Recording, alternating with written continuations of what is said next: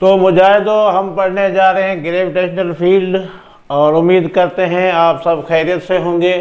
Gravitational field आपका class 9th में भी है और 11th में भी है, और हम पढ़ने जा रहे हैं क्लास 11th के लेवल पे भी जा रहे हैं, और 9th का कंसेप्ट तो वैसे बेसिक है, वो भी आपका इसमें शामिल कर लेते हैं।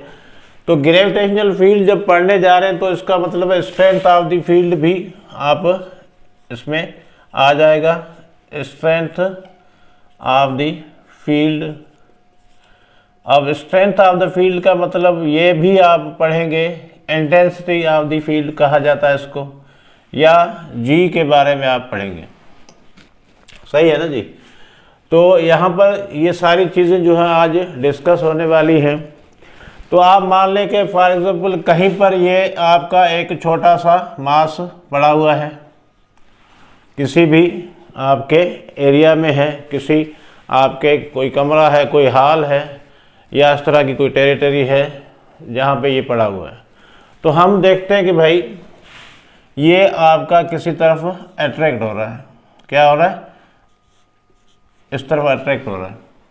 तो भाई जब अट्रैक्ट हो रहा है तो हमने ये पढ़ा है कि भाई जब कोई चीज़ अट्रैक्ट हो रही है या एक तरफ उसका जो है वो डिस्टेंस बढ़ रहा है, तो हमें महसूस होता है कोई फोर्स है भाई, इस पर कोई फोर्स एग्जर्ट हो रही है जिसकी वजह से ये अट्रैक्ट हो रहा है।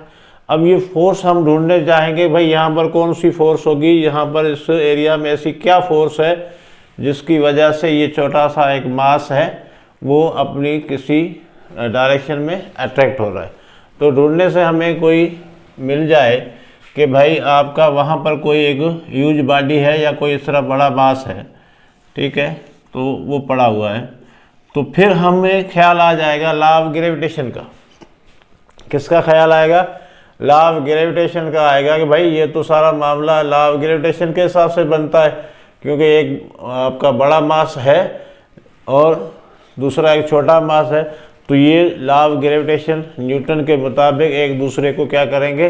अट्रैक्ट करेंगे। तो यहाँ पर ये जो मिथ है आपको समझ में आना शुरू हो जाएगी कि भाई एक्चुअली ये फोर्स ऑफ अट्रैक्शन किसकी है? इस बड़े मास की है। अच्छा, ये मास इतना छोटा है कि भाई आप इसको टेस्ट मास भी कह सकते हैं।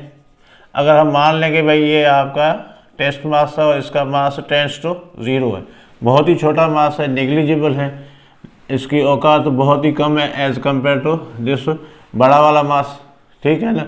तो हम इसको देखें भाई सारा जो होगा फोर्स होगा अट्रैक्शन वाला वन साइडेड हो जाता है, यानी सारा आपका जो फील्ड बन रहा है या फोर्स ऑफ अट्रैक्शन बन रहा है इसकी वजह से बन रहा है, और ये जाके सारा मलबा इस पर गिर रहा है, सारी अट्रैक्शन जो भी मुसीबत जाके इस पर ढा रहा है, इसको अपनी तरफ खींच रहा है, ठीक है ना।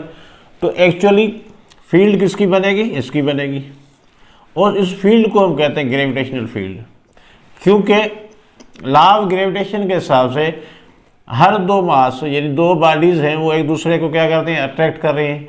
तो यहाँ पर सारा फोर्स किसका नज़र आ रहा है? आपका इस मास का नज़र आ रहा है, और इनके दरमियान हम मान लेते हैं डिस्टेंस कितना? ये आर है, ठीक है जी। तो they are separated by a distance r between their centres, और इस वक्त सारी फोर्स जो है इसकी, अब इसकी डायरेक्शन क्या है? देखो फोर्स की डायरेक्शन इस तरफ होगी, इस मास की तरफ होगी। ये फोर्स की डायरेक्शन किस तरफ है? आपका इस तरफ है। ये फोर्स किस पे पड़ रही है? छोटे वाले मास पे पड़ रही है। तो इसको हम कहते हैं कि भाई यहाँ पर एक फील्ड बन गई है जिसको नाम दे देते हैं ई। ये ग्रेविटेशनल फील्ड है, और ये ग्रेविटेशनल फील्ड कैसे एक्ट कर रही है? इस फोर्स इस मास पे कर रही है, और by the force of attraction on this mass, छोटा मास m, ठीक है। अब ये बन गया आपका ग्रेविटेशनल फील्ड का फार्मूला। अब ग्रेविटेशनल फील्ड आपको ये डेफिनेशन जाहिर करता है फोर्स पर unit mass, force acting on पर यूनिट मास, ठीक है जी। तो इसको हम क्या कहते हैं? Gravitational field. अच्छा, अब यहाँ पर देखें ये जो F है ये एक्चुअली क्या? फोर्स ऑफ अट्रैक्शन है बिटवीन टू मासेस। ये कौन सी फोर्स है? ये न्यूटोनियन फोर्स है जो न्यूटन ने हमें बताया था कि ये दो मासेस के दरमियान हमेशा फोर्स ऑफ अट्रैक्शन होगी, ठीक है, लॉ ऑफ ग्रेविटेशन में आप लोगों ने पढ़ा। तो ये जो फोर्स है वो न्यूटन के अकॉर्डिंग क्या होगी, देखें न्यूटन के अकॉर्डिंग ये फोर्स होगी F is equal to G gravitational constant, m बड़ा क्योंकि ये मास और ये छोटा, अपान में square of the distance between their centres. ये वाला फोर्स है जो इस वक्त न्यूटन के हिसाब से ये होना चाहिए। अब ये आप इसमें डाल दें, फोर्स की जगह हम क्या रख देंगे, जी m बड़ा m छोटा अपान r स्क्वायर, और नीचे क्या रख दिया, m छोटा, m में कट गया और E आपका बन गया जी m, ठीक है, और अपान बन गया r स्क्वायर, ठीक है। तो ये एक्चुअली आपका बनता है फार्मूला किसका, ग्रेविटेशनल फील्ड का according to law of gravitation. और ये जो फार्मूला आपका जनरल डेफिनेशन है, आम सिंपल डेफिनेशन, फोर्स एक्टिंग पर यूनिट मास, तो फोर्स का यूनिट न्यूटन होता है और मास का किलोग्राम। तो ऐसा यूनिट क्या बना, न्यूटन पर किलोग्राम, क्या बना, न्यूटन पर किलोग्राम इलेक्ट्रिक ग्रेविटेशनल फील्ड का, ठीक है। तो अब यहाँ पर देखें ये आपका फार्मूला बनता है किसके हिसाब से, लॉ ऑफ ग्रेविटेशन के हिसाब से, E is equal to G m और अपान क्या है r square, r distance between the centres है। तो यहाँ पर ये इन्वर्सली प्रोपोर्शनल हो रहा है, देखें वही इन्वर्स स्क्वायर ला, तो जितना ज़्यादा डिस्टेंस होगा फील्ड स्ट्रेंथ, इसको हम कहते हैं फील्ड स्ट्रेंथ। ये कौन सा E क्या है आपका, फील्ड स्ट्रेंथ है, ये हो गया आपका फील्ड स्ट्रेंथ या इंटेंसिटी ऑफ फील्ड, ये आपका इंटेंसिटी ऑफ फील्ड। ये वेक्टर क्वांटिटी है, क्या ये वेक्टर क्वांटिटी है क्योंकि इसका डायरेक्शन होगा। अब इसका डायरेक्शन वही होगा जो फोर्स का डायरेक्शन होगा, आपका ग्रेविटेशनल फील्ड का डायरेक्शन वही होगा जो आपके फोर्स का डायरेक्शन। अब देखें यहाँ पर फोर्स का डायरेक्शन इस तरफ है तो इस E का डायरेक्शन भी इस तरफ ही होगा, सेम डायरेक्शन होगा। तो डायरेक्शन क्या होगा, the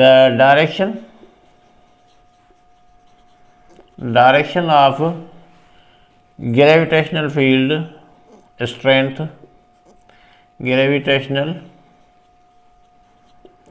field strength is same as of the direction of gravitational force, gravitational force वही होगा जो फोर्स का डायरेक्शन होगा। जिस तरफ फोर्स का डायरेक्शन वही आपका ग्रेविटेशनल फोर्स का डायरेक्शन होगा। तो सिंपली यहाँ पर ये हो गया आपका फील्ड स्ट्रेंथ हो गया और आपका ग्रेविटेशनल फील्ड का डेफिनेशन आ गया। ये एक आप देखें यहाँ पर आपने ये देखना होता है कि भाई आपने छोटा मास क्यों रखा है, यहाँ पर आखिर में ये छोटा मास नहीं आया है। तो छोटे मास से इसका देखें आखिर में नहीं आया तो इसका मतलब m वो हमने टेस्ट करके रखा था, एज ए टेस्ट मास रखा था उधर, और आपका जो फार्मूले में आया वो ये बड़ा है। फील्ड किसकी बनेगी, इसकी बनेगी, इसकी फील्ड नहीं बनने वाली, फील्ड इसकी बनेगी क्योंकि ये इस वक्त डोमिनेट कर रहा है पूरे एरिया पे। ये बड़ा वाला मास जो है वो डोमिनेट करता है और ये ग्रेविटेशनल फील्ड इसकी है। जो सबसे ज़्यादा ताकतवर होगा, हैवी होगा, उसकी फील्ड बनेगी, ज़ाहिर सारा फोर्स उसका ही होगा। तो ग्रेविटेशनल फील्ड किसकी बन रही है, इसकी बन रही है। तो यहाँ पर ये छोटा मास देखे फार्मूले में आखिर में नहीं है। यहाँ पर ये बता रहा है कि ग्रेविटेशनल फील्ड का जो डेफिनेशन है उसके हिसाब से ये बता रहा है कि भाई ये जो आपका ग्रेविटेशनल फील्ड है वो फोर्स के थ्रू एक्ट कर रहा है कोई भी मास पे। तो यहाँ पर जिक्र आया, अब यहाँ ये कट गया, बाकी जो आखिर में फार्मूला आया उसमें ये m छोटा नहीं आया है। तो ये पूरा जो फार्मूला ये वाला है वो जाहिर कर रहा है कि आपका ग्रेविटेशनल फील्ड किसकी बन रही है, बड़े वाले मास की बन रही है। तो अब यहाँ पर देखें, इन चीज़ों को अगर आप गौर से देखें तो अगर मैं कहूँ कि यहाँ पर इसकी फोर्स कितनी है आपकी 25 न्यूटन है, कौन सी फोर्स, ये वाली फोर्स जो आप इस पर एग्जर्ट कर रहा है, और ये मास छोटा है, तो इसकी जो आपका फॉर एग्जांपल ये आपका मास कितना है, इस पर एक्ट कर रहा है ना, तो ये आप मान लेते छोटा सा एक मास है 5 kg, और यहाँ पर ये है। तो अब इसका जो फील्ड बनेगा वो कितना बनेगा, यहाँ पर देख लीजिए, E इज इक्वल टू क्या बन रहा है, F अपान M। F कितना है 25 न्यूटन है, और ये मास कितना है 5 kg, ये 5 फायदा, ये आपका न्यूटन पर kg हो गया। अब यहाँ पर देखो न्यूटन किसके बराबर है, न्यूटन बराबर है किलोग्राम मीटर पर सेकंड स्क्वायर, और नीचे आपका आ गया किलोग्राम। किलोग्राम किलोग्राम में कट गया, बाकी बच रहा है आपका मीटर पर सेकंड स्क्वायर।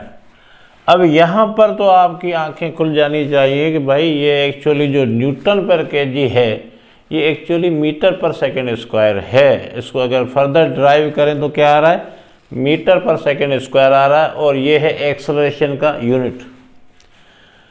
और हमारे जी के साथ भी यही लगता है, जो जी छोटा वाला है एक्सेलरेशन ड्यू टू ग्रेविटी, वहाँ पर क्या लगता है 9.8 मीटर पर सेकंड स्क्वायर। तो ये इसको हम कहते हैं acceleration, acceleration due to gravity, ठीक है ना जी, एक्सेलरेशन ड्यू टू ग्रेविटी। तो एक्चुअली ये आपका सेम ही है, देखो मीटर पर सेकंड स्क्वायर इधर भी है, मीटर पर सेकंड स्क्वायर उधर भी है।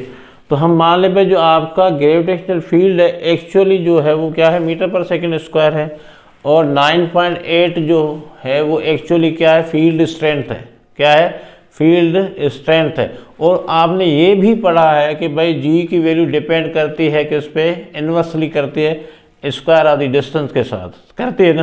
तो जितना डिस्टेंस बढ़ता जाएगा फील्ड स्ट्रेंथ क्या होती जाएगी, कम होती जाएगी। देखें यहाँ पर देखें, जितना आपका ये फासला जो बढ़ता जाएगा तो फील्ड स्ट्रेंथ क्या होती है, कम होती जा रही है। और जी में भी आपने यही पढ़ा है कि जितना फासला बढ़ेगा यानी सेपरेशन बिटवीन द बॉडीज बढ़ती जाएगी, तो जी की वैल्यू, या अर्थ से हम सरफेस से ऊपर चले जाते हैं यानी हाइट पे चले जाओ तो जी की वैल्यू आपकी क्या हो जाती है, डिक्रीज़ हो जाती है। या डेप्थ में चले जाएं तभी डिक्रीज़ होगी, ये कंसेप्ट हमें पहले से ही पता है। तो ये डिपेंड करता है जी पे। तो सारा यहाँ पर भी वही कंसेप्ट आ रहा है कि भाई आप जितना डिस्टेंस को बढ़ाएंगे तो आप ग्रेविटेशनल फील्ड क्या होती जाएगी, आपकी डिक्रीज़ होती जाएगी। तो एक्चुअली ये है आपका मीटर पर सेकंड स्क्वायर। और मीटर पर सेकंड स्क्वायर कहाँ छुपा हुआ है, यहाँ न्यूटन पर केजी में छुपा हुआ है। तो ये था आपका फील्ड स्ट्रेंथ और या ग्रेविटेशनल फील्ड का ये डेफिनेशन और इसका कंसेप्ट, और ये आगे चल के इस पर प्रॉब्लम भी हम करेंगे, ठीक है जी।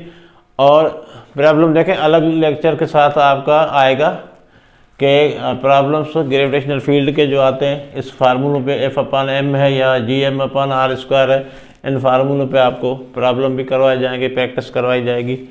तो तब तक आप वेट करें, और अगर आपको अच्छा लगा है तो इसको सब्सक्राइब कर दें चैनल को, ताकि आइंदा भी आपको जो है वो अच्छे अच्छे वीडियोस जो हैं वो लेक्चर्स जो कंसेप्ट हैं।